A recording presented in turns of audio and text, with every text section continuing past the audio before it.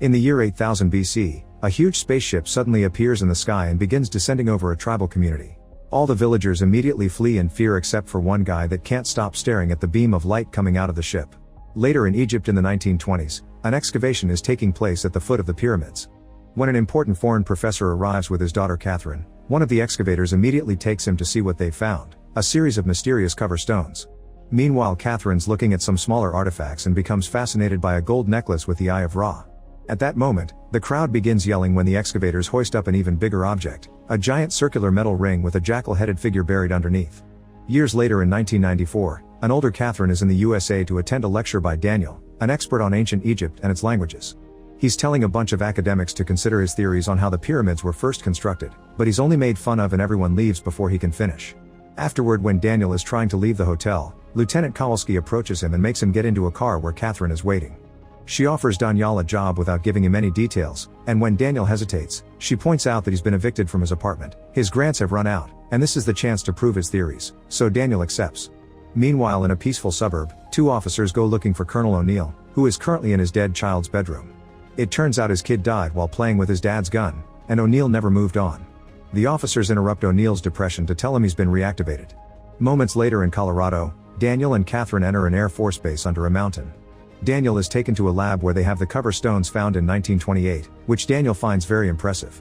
However, when he sees the translation on the board, he immediately begins fixing all the mistakes.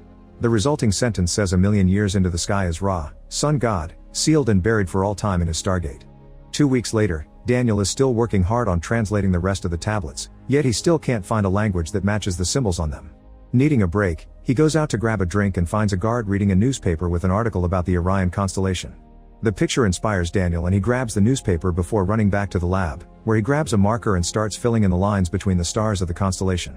He then climbs the stair ladder to compare his drawing with one of the glyphs, confirming they match. Moments later, Daniel attends a meeting with all the scientists and the officers and spreads a star chart on the table, explaining all the symbols on the tablets were constellations placed in a unique order to form a map with 7 points to outline a course to a position. Then he makes a drawing to explain that to find a destination within any three-dimensional space, one needs 6 points to determine the exact location, and the 7th point is the origin, which he indicates with another drawing of 2 humans next to a V symbol. The others point out the symbol isn't on the device, and when Daniel wonders what they mean, the wall goes up to reveal they have the Stargate found in Egypt, which is made from a mineral not found on Earth. In the control room, they activate the Stargate, which begins spinning around. A screen shows close-up images of all the constellation glyphs, and Daniel notices one that looks like a pyramid with a circle above it. He grabs a marker and adds 2 little stick figures next to it, proving his theory right. They immediately program the 7th symbol into the gate and this activates condition red, so they make all the personnel evacuate. Suddenly a shaking starts and the computer monitors go crazy as Earth is marked as the point of origin. The shaking keeps getting worse and suddenly the Stargate activates with a giant vortex streaming outwards front and back, leaving a vertical wall of water. Orders are given to send in a probe, which moves up the ramp and stops in front of the gate to send through an arm. The arm continues to extend, then the probe is pulled through the Stargate. The computer analyzes the information and they discover the probe has locked itself onto a point somewhere in the Kalium galaxy. Daniel checks the map and reveals that's on the other side of the known universe just before they start losing signal and the wormhole shuts down. Sometime later, they analyze the pictures sent back by the probe, which show a room and another Stargate, so they assume both gates are connected. Readings also indicate the planet is an atmospheric match for humans. Daniel looks at the symbols on the other gate and points out they aren't the same as theirs. The officers want to abort the project because to use the other gate they'd have to do a reconnaissance mission, but Daniel tells them he doesn't mind going and doing the work himself.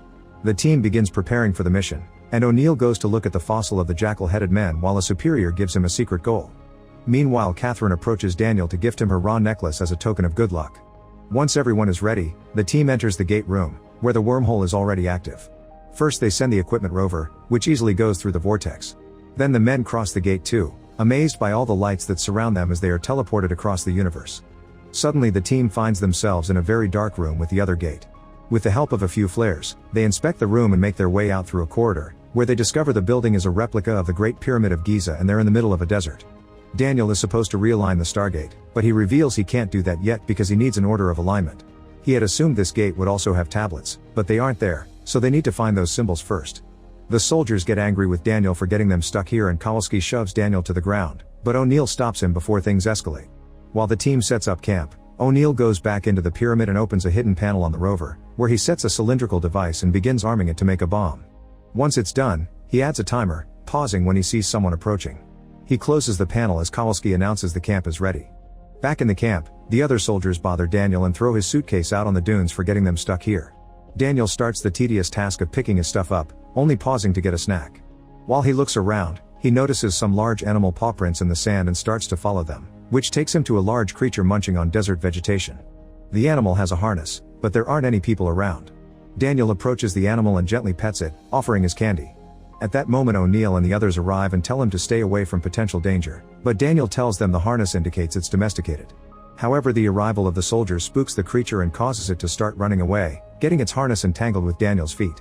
As the beast runs, a screaming Daniel is dragged through the hot sand for many miles until he eventually passes out. Moments later, Daniel is woken up when the beast licks his face and the soldiers finally catch up to him, freeing him from the harness. Suddenly they hear some noises and the team walks to the top of the dune to discover some tall rock pillars and lots of people mining them. A boy named Scar notices the soldiers and yells a warning, making all the other people freeze as the team decides to approach them.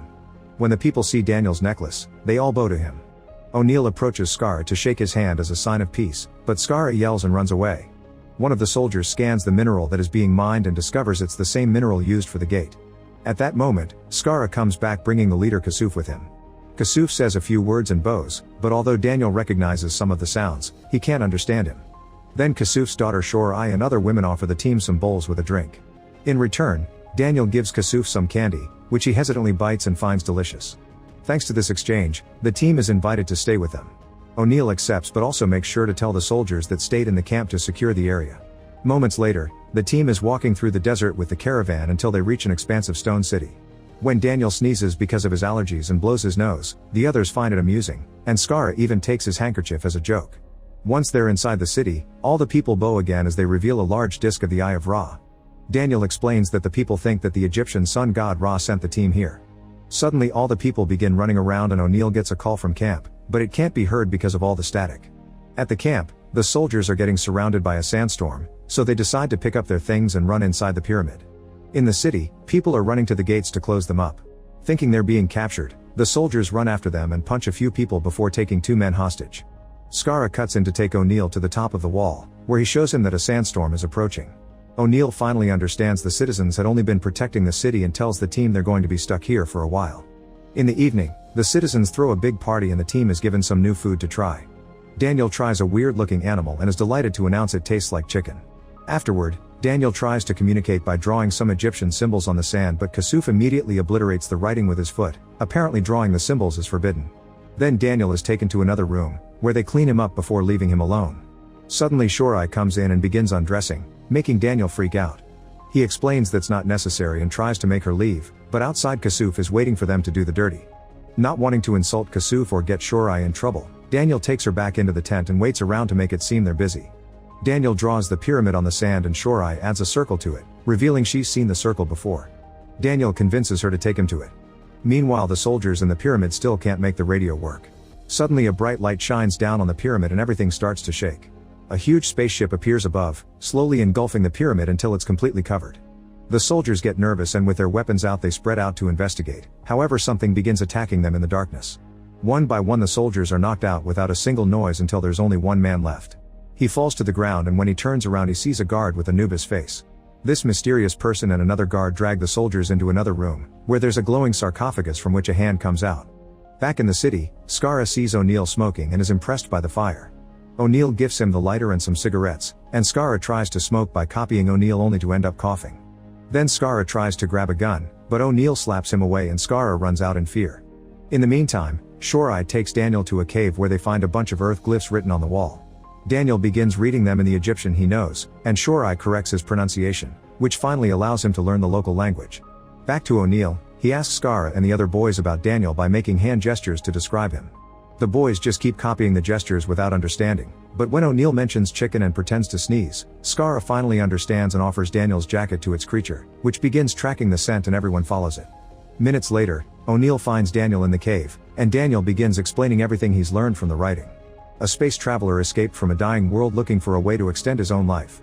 He arrived on Earth and found the very primitive humans, which is the scene from the beginning. This traveler was Ra, who took over a human body and appointed himself ruler. He used the Stargate to bring thousands of people to this planet as workers for the mines, and with that ore, he could build all the technology to sustain eternal life. Then a rebellion happened back on Earth and the Stargate was buried there.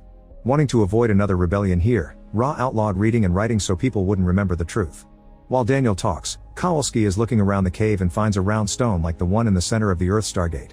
Daniel is excited because this is what he's missing, and he thinks the citizens must have hidden it here in hopes the Earth Stargate would someday be reactivated. Unfortunately, the stone is broken and worn out, so Daniel can't see the seventh symbol. Tired of all this, O'Neill announces they're returning to the pyramid, and the team takes off while Scar and his friends follow them. When they find the spaceship, they immediately get worried, so they enter the area with their weapons out while Scar's group sneaks around to look through the windows. Inside they find the team's camp things, but not a single body. Suddenly the mysterious guard appears, and before the soldier can react, he gets knocked out by the guard's staff. This staff is capable of shooting like a gun, so the guard begins shooting all over the room while the rest of the team runs away. Daniel and O'Neill make it to the room with the bomb, only to find it gone. Suddenly the circular section of the ceiling opens and rings lower as a light beam begins glowing. 3 guards show up and aim their staff weapons. Daniel and O'Neill put their guns down and are taken through the beam of light until they reach a throne room with walls that are now opening to let in the sunlight. At that moment the leader shows up, bringing up the bomb with him. Then everyone takes off their masks, revealing they're just human and not supernatural beings. The leader turns out to be Ra, and when the guards kneel to him, O'Neill quickly moves to knock the guard back and take his staff. Then he fires and kills one of the guards, but before he can turn around, the other guard has his weapon aimed. Daniel jumps between them and gets shot instead while a bunch of children surround Ra to protect him. Then a guard takes his staff back and begins beating O'Neill up before Ra tells him to stop and approaches Daniel to look at the necklace. Afterward, O'Neill is thrown into a water pit with all the other soldiers. Outside, Scar's group is searching the soldiers' bags for weapons when they notice 2 gliders coming out of the pyramid and flying away. In the city, Kasuf sees the gliders too and raises the alarm, so people try to run and hide. The gliders fire down on the city, shooting blasts all over the place. Kasuf kneels to ask for mercy, but the gliders continue to blast away, killing many people and doing great damage to the town. After a few passes, the gliders leave. Then Scar's group comes back and sees all the death and destruction. Kasuf tells Scar this is Ra's punishment for having helped the strangers. Moments later in the pyramid, Daniel wakes up in the sarcophagus and discovers his wound has been healed.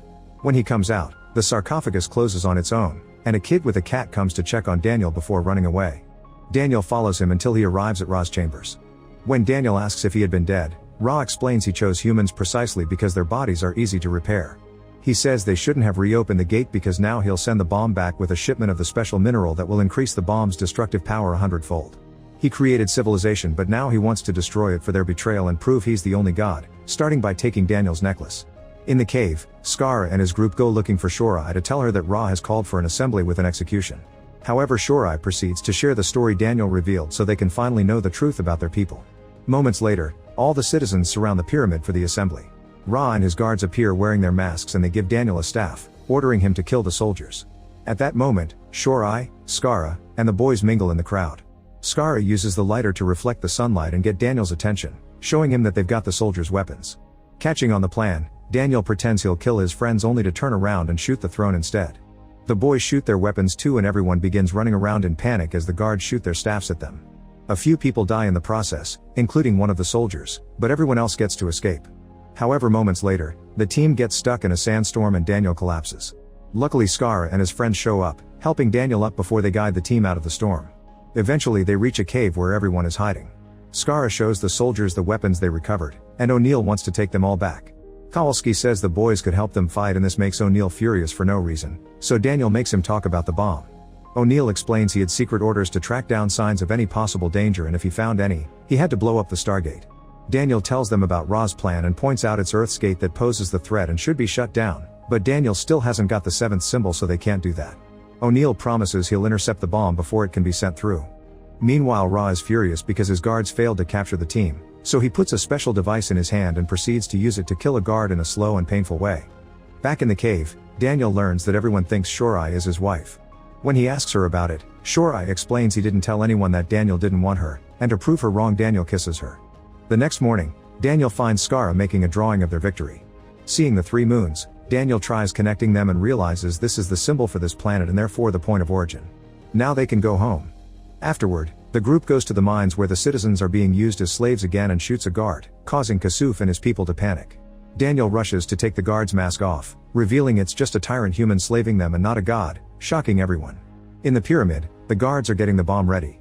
The team arrives pretending to be slaves carrying ore, and once they're inside, They reveal their weapons and open fire. A firefight begins as more people enter the pyramid to help. Some men fall during the fight and one of the guards shoots at the door to seal the entrance, but O'Neill shoots back to kill him. Suddenly gliders leave the pyramid again and attack the people outside, so Kowalski guides them on how to hide and retaliate. They lose a few men in the process, so Kowalski decides to give up as a few guards approach. In his chambers, Ra is furious that he's losing the battle and orders his men to send the bomb to Earth now. At that moment the team reaches the bomb and O'Neill activates it, explaining he'll stay on this side to blow it up after everyone returns to Earth. Suddenly a guard shows up and shoots Shorai, deadly wounding her before Daniel shoots back to kill him. Desperate, Daniel picks her up and takes advantage of the opening ceiling to take her to the sarcophagus, which instantly heals Shorai. Meanwhile from the opening ceiling, another guard comes out and starts to fight O'Neill. At the same time Ra finds Daniel and begins hurting him with his artifact glove. With only 3 minutes left on the bomb, O'Neill keeps hitting the guard until he manages to overpower him and activates the gem on his hand, which makes the rings come down. O'Neill puts the guard under them so the rings kill him. The rings also activate in the other room and distract Ra, giving Daniel the chance to take the necklace back before the rings take him and Shorai back to the bomb room. Outside, the guards are about to capture all the rebels when suddenly Kasuf arrives with all his people and surrounds the guards to kill them in seconds. Seeing this defeat, Ra activates his spaceship, which starts racing to take him away. In the pyramid, O'Neill tries to disarm the bomb but can't because Ra rigged it, but luckily he gets an idea. When the rings activate again, they send the bomb through them and it shows up in the spaceship, where it explodes and finally kills Ra. Everyone on the planet celebrates and Skara and the boys salute for O'Neill, who salutes back to thank them with respect.